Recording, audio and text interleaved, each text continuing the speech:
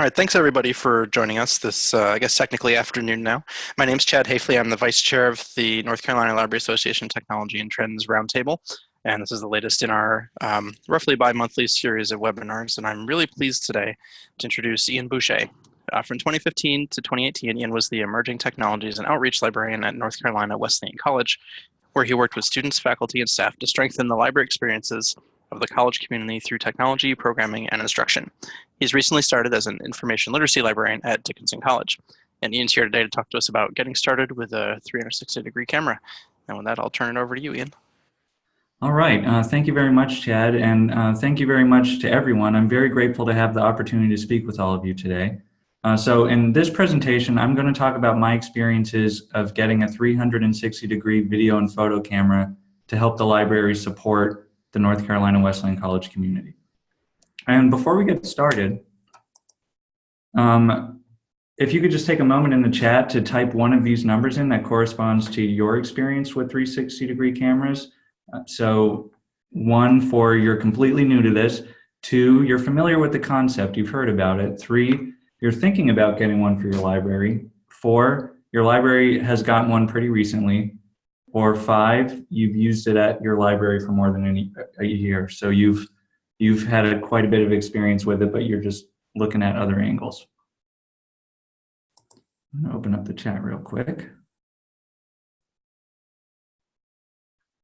Okay, looks like we have a wide range of experiences here. And so if I do go too quickly or too slowly over something, please feel free to let me know at the end when we're going over questions and discussing. And Chad already mentioned a little bit about me at the beginning, but maybe I can go into some detail about other things so you kind of know where I'm coming from. I started my career as a video editor with a Bachelor of Arts in Film Studies and Communication from the University of Pittsburgh. And I became a librarian due to my interest in, at first it was media literacy, and then I learned about this much wider magical world of information literacy education. And in 2013, I started working part-time at Pearsall Library at North Carolina Wesleyan College. And in 2015, I earned my MLIS from Kent State University. And from 2015 to 2018, I was the Emerging Technologies and Outreach Librarian at Wesleyan. And while I was there, I helped start and I managed the Media Production Lab, which was meant to help the college community build their media skills through projects for classes, clubs, or for fun. And here's a little bit of information about the institution. North Carolina Wesleyan College is a private liberal arts college in Rocky Mount, North Carolina, so that's about an hour east of Raleigh. And as of fall 2017, the student population for all campuses totaled 2,093 traditional and adult students.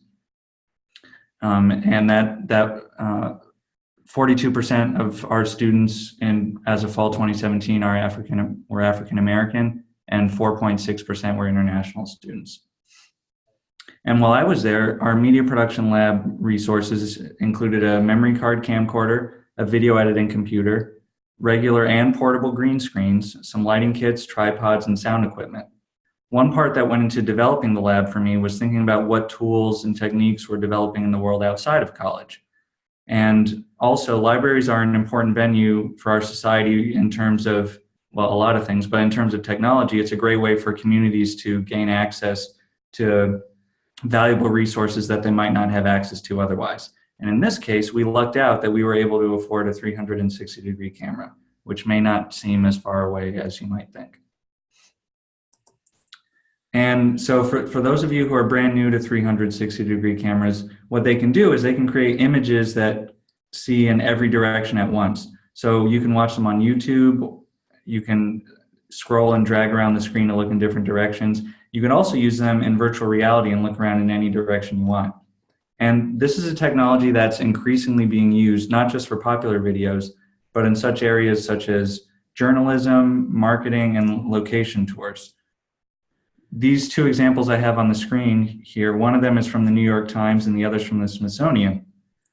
So in both of these cases, you can watch, or in the case of 360 video, experience videos on current events, or you can take more detailed virtual tours.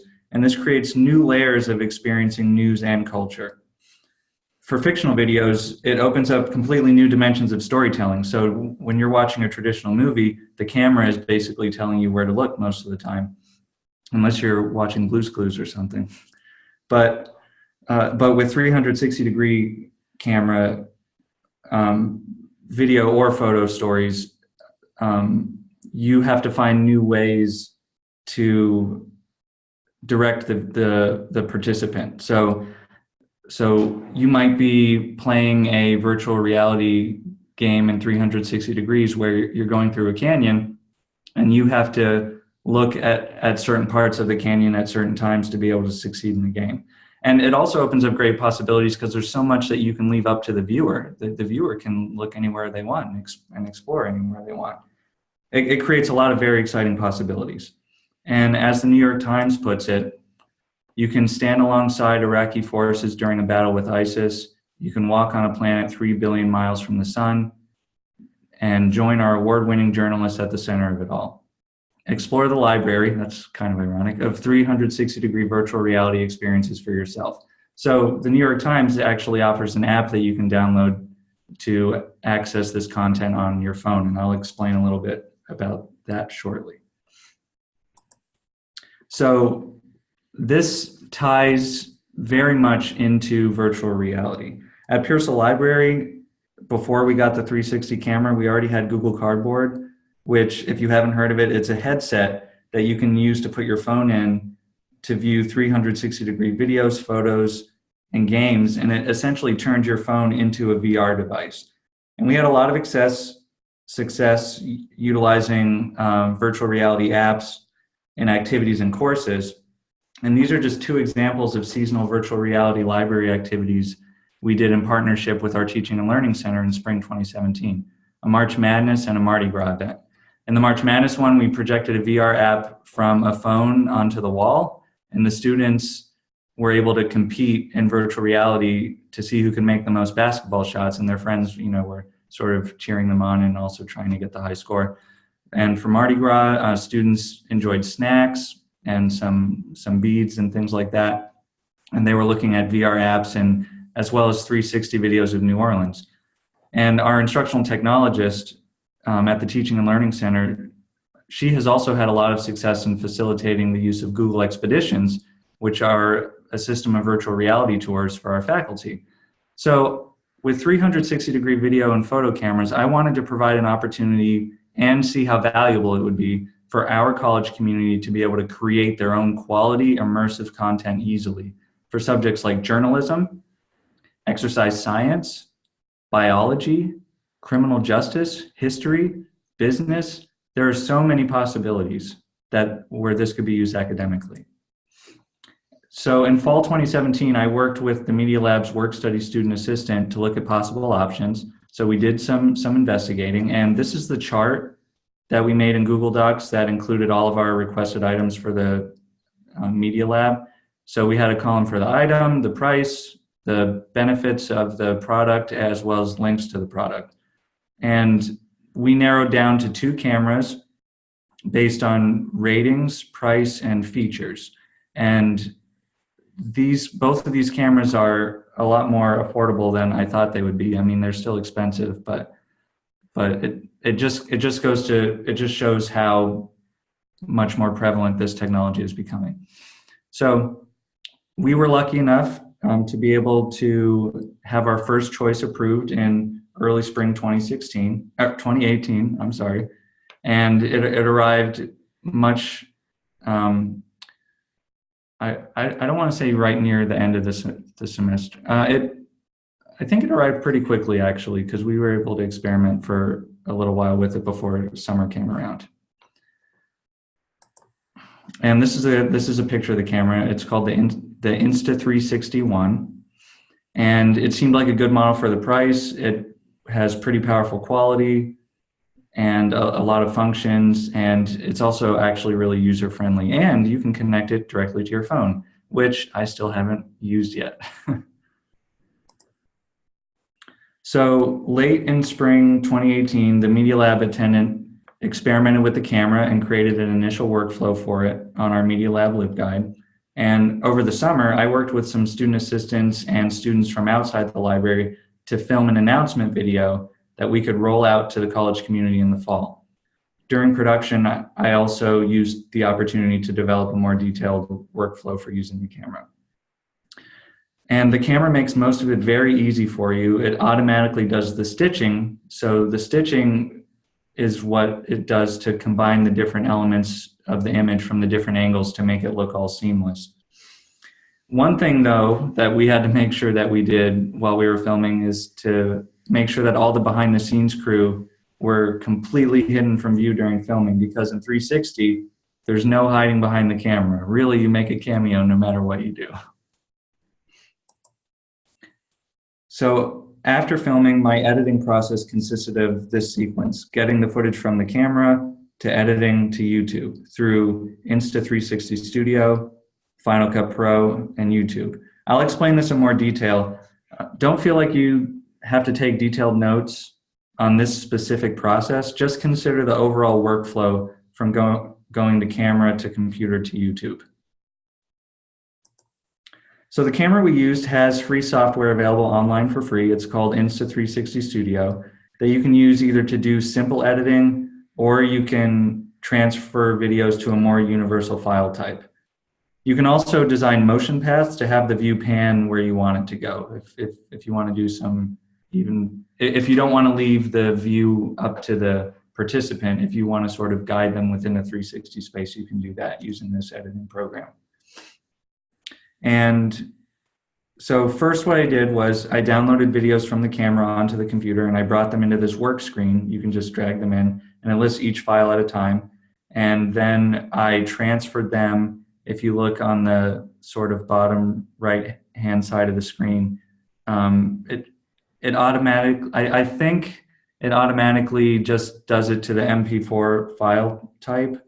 Unfortunately, you can't just go straight from the camera to YouTube, because the videos come in a format called INSV for this particular camera.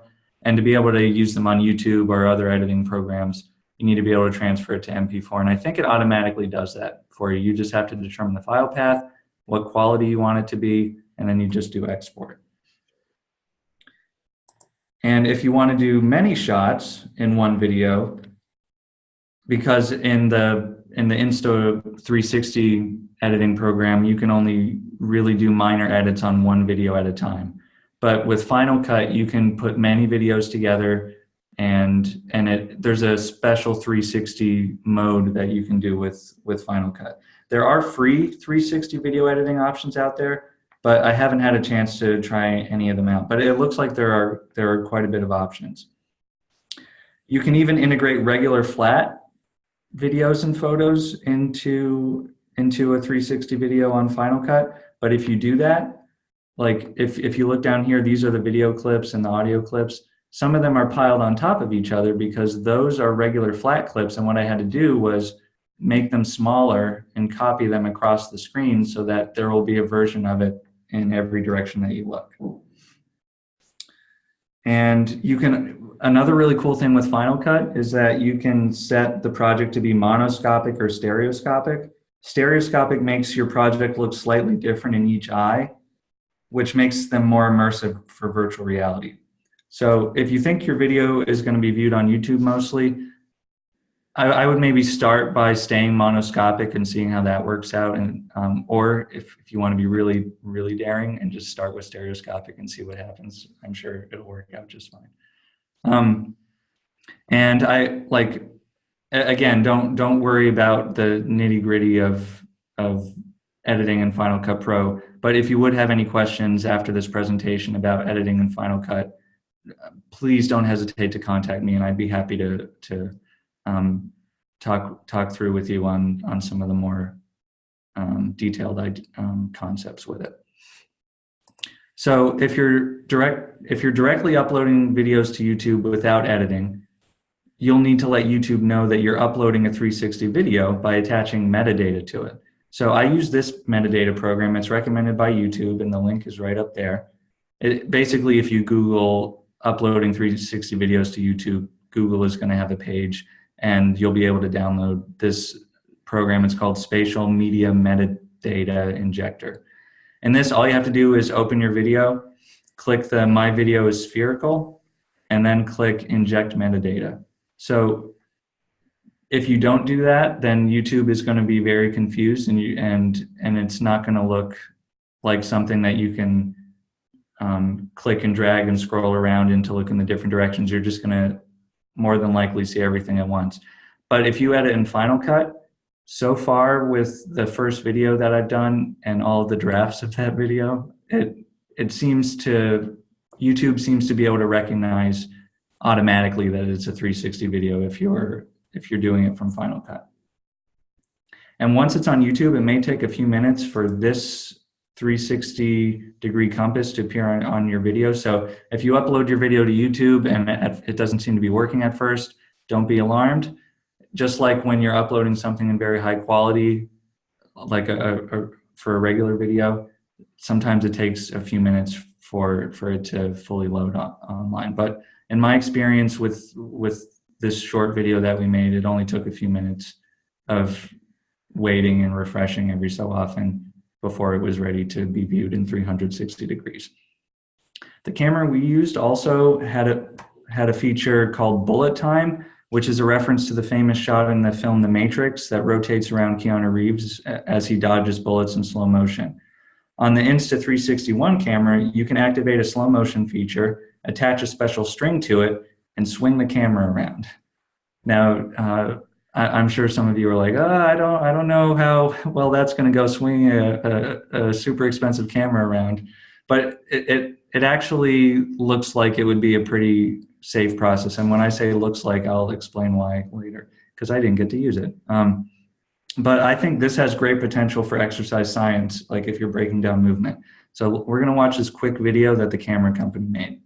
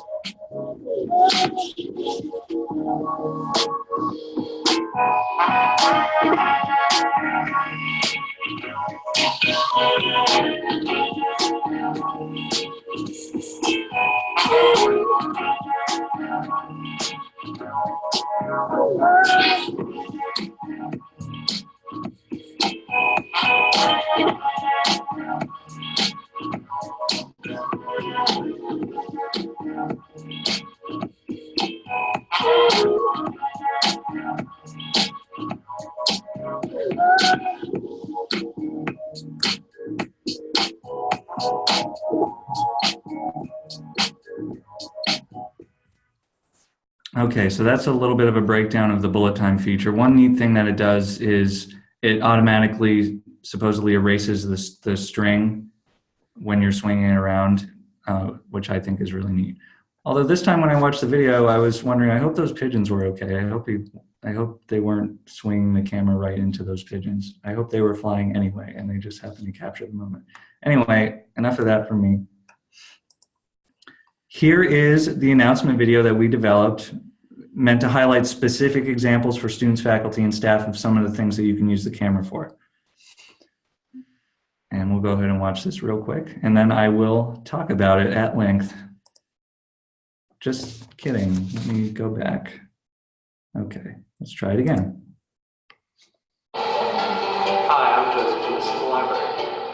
Did you notice you can scroll around in this video? Go ahead, take a look around. That's because videos at the library this year are opening up in a whole new way. Here we're at the Beehive for a biology project. Giving friends a tour.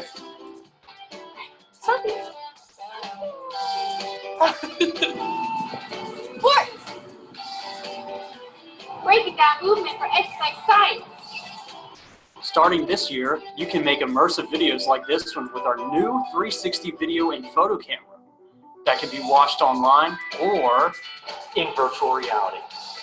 We'll see you around the library.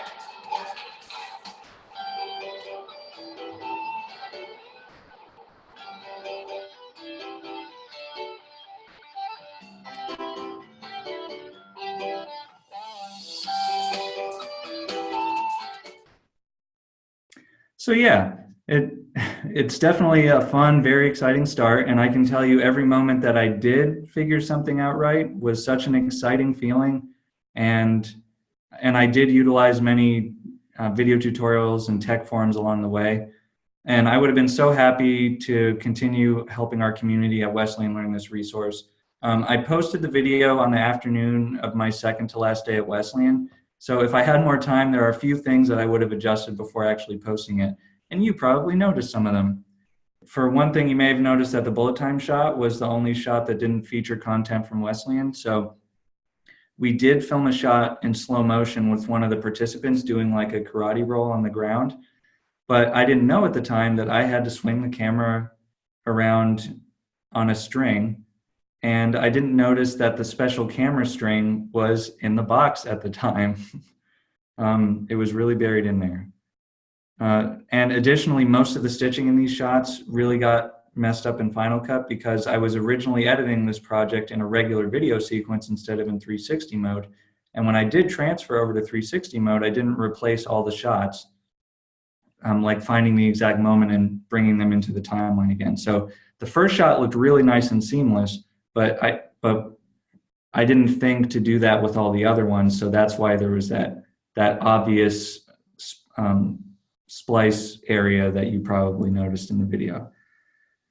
So not only is completely emptying the box important, but you need to make sure that you're, like, as you're learning, I would also say, like, for me, I'm the kind of person that I get really excited about things, and I'm worried about constant deadlines. And for me, what's some advice I can give is to make sure as you're learning to take the time to breathe. It's new, exciting. There's a lot to do around the library besides filming 360-degree videos, but it's okay. I would say that it's better for you to take it all in, and then it's going to save you a lot of time later. Most importantly, this technology is very new, so I would say just have fun with the experimenting and don't let fear of mistakes keep you from trying this technology out. And in tandem with this, I prepared communications for the library to roll out this fall, including this email to faculty highlighting some of the resources available at the library. Library staff and I at Wesleyan found that using specific examples are very helpful to our community when rolling out new technologies. So at the top of this email, I wrote, check out this fun video on our new 360-degree camera.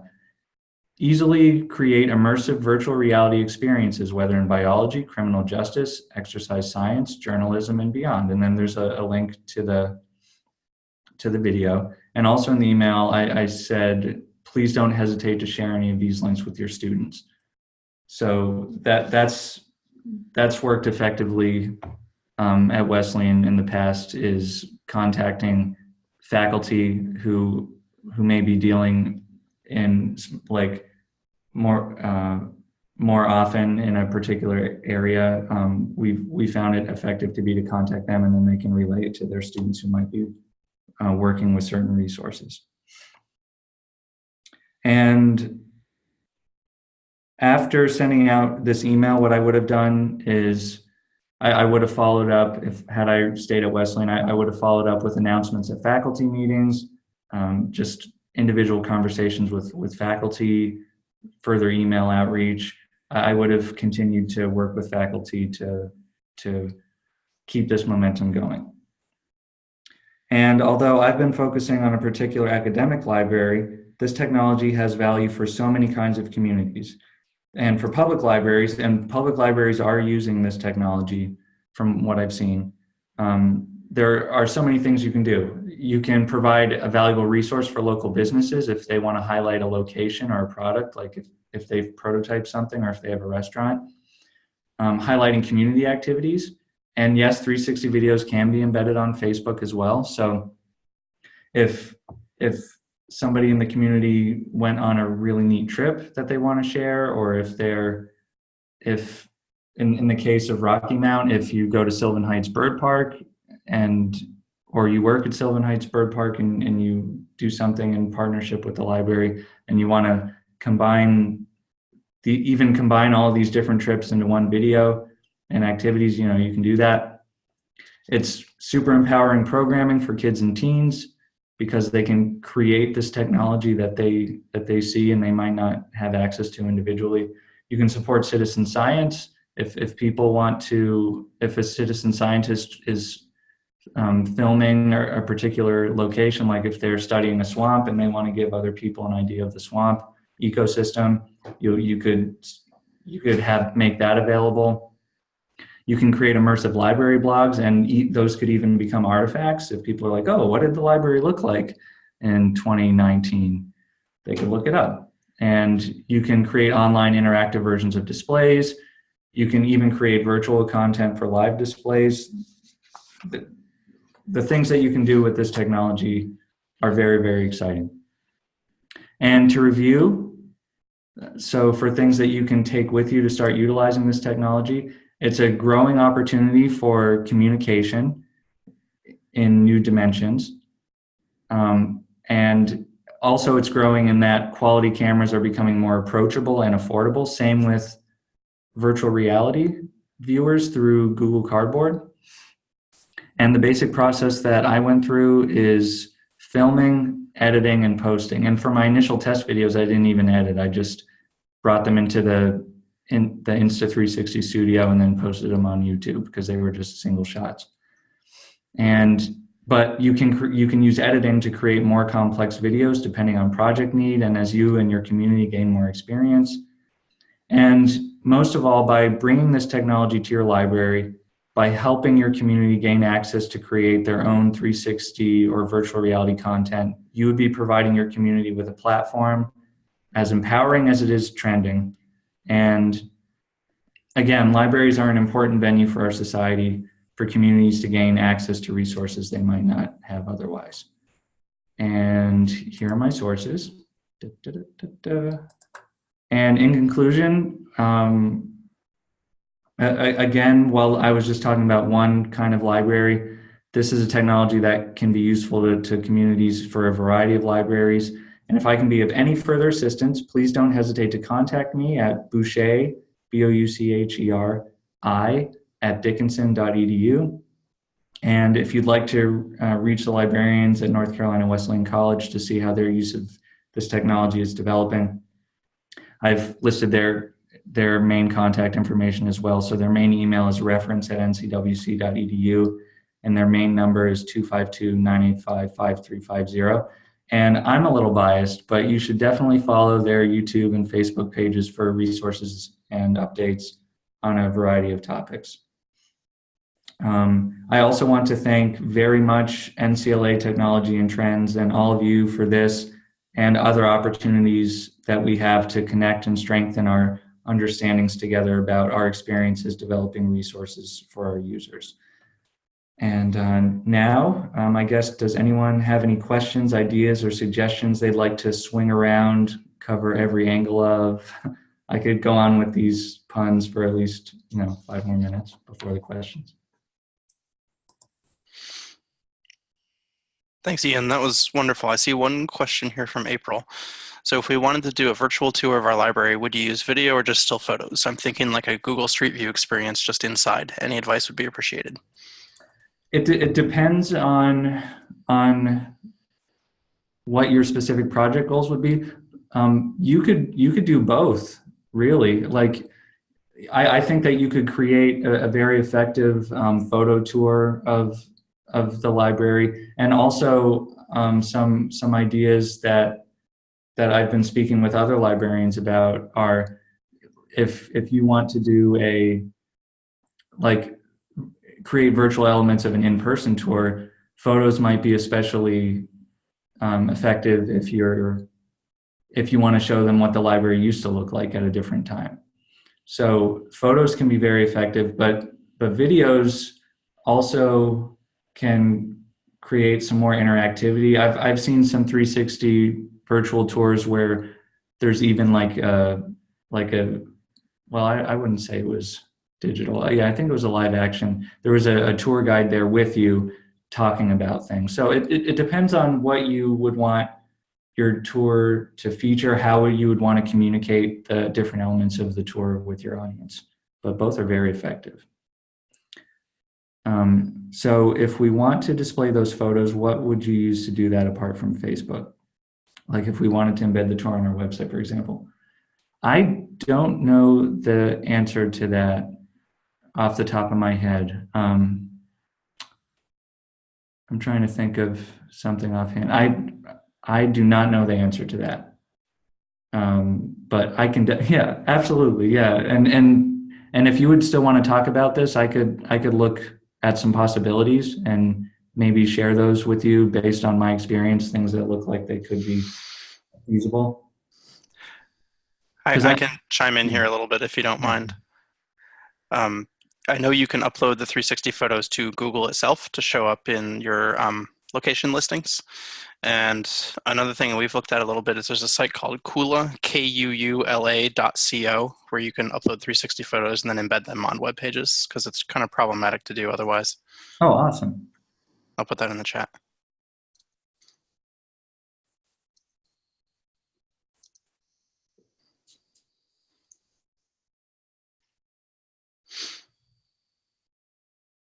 If there's any other questions?